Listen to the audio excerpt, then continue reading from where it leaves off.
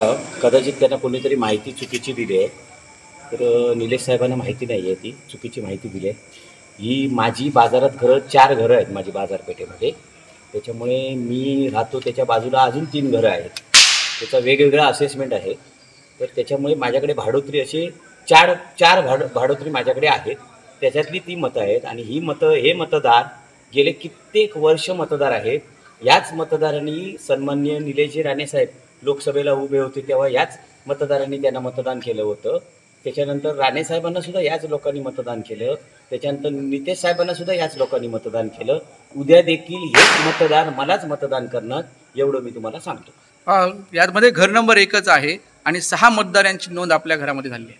हे बघा की माझी घरं 3-4 घरं आहेत. तुम्ही माझे पाहिजे तर त्यांनी तक्रार दिली, त्याच्याबरोबर असेसमेंट काढला पाहिजे होता.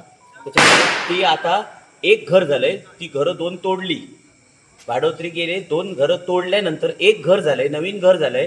त्यांना काही माहिती नाही. बाजारातले जे लोक राहतात त्यांना सगळ्यांना माहिती आहे. ती घरं तोडून आता एक घर केलेलं आहे आणि 2 घरं अजून माझी शिल्लक आहे.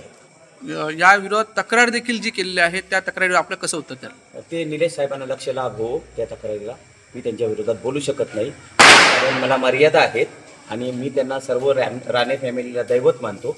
त्याच्यामुळे जेवढं त्यांना काय करायचं ते लक्ष लाभ होऊन दे, एवढं मी देवाकडे प्रार्थना करतो.